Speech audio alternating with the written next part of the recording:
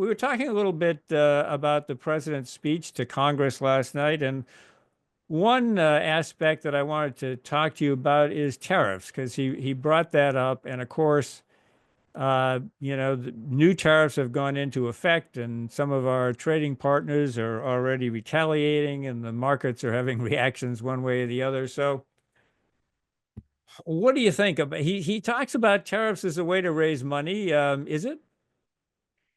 Yes. So the short answer. Now, it does have some real economic consequences, right? A tariff functions very much like a sales tax, right? And what is really interesting to me is we've really not talked much. I think the deficit hawks and many of us have not talked much about the revenues that do come in from tariffs. Uh, they do raise revenues. So just I looked up some numbers, and there was a nice report from the Tax Foundation, which has been trying to get some good estimates of the revenues that might be raised from tariffs. Just by way of disclaimer, the Tax Foundation is not pro-tariff, to be sure.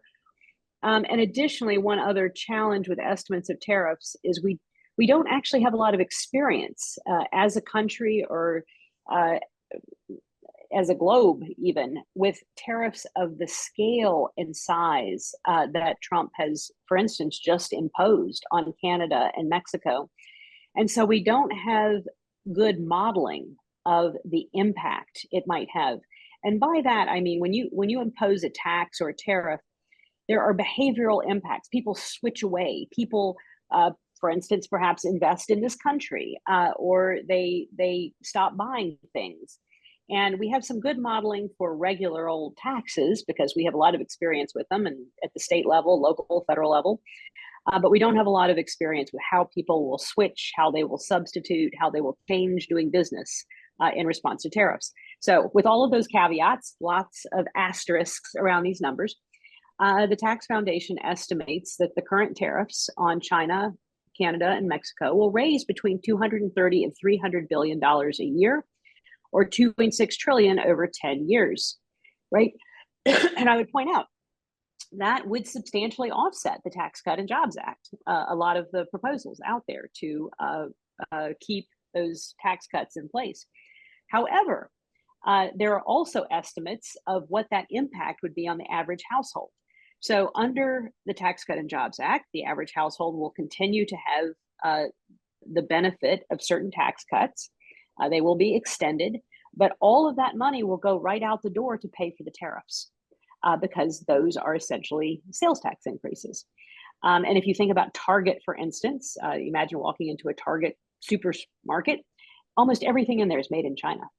And now we're saying that everything in there is going to have a 20% sales tax on top of it. So just to give you a sense of what that impact is going to feel like, I just saw an estimate that the cost of a car in this country will go up by $12,000. And that's because we produce a lot of our cars overseas. Quite a few of our domestic cars are produced in part in Mexico. So it's not easy money. There are always trade-offs There's always with a these cost. things, and Yeah. one of the another estimating difficulty with tariffs is, kind of ask the question of what's the point of the tariff? Is the tariff there to raise money, or is it there to influence the behavior of whoever you're putting the tariff on? And if Yeah. that happens, then you get your wish and you don't have to keep up the tariff. And so you don't get the money. So it's interesting, that trade-off. Right. Well, a very good point, which is to say, is the tariff about fentanyl? And if Mexico says, well, we'll crack down more on fentanyl, does Trump remove the tariff? And so are these really serious tariffs that are going to be in effect? And if they are serious, in effect over a long period of time, that's one thing. But if they're just going to be in effect for a couple days, or then there's no impact whatsoever.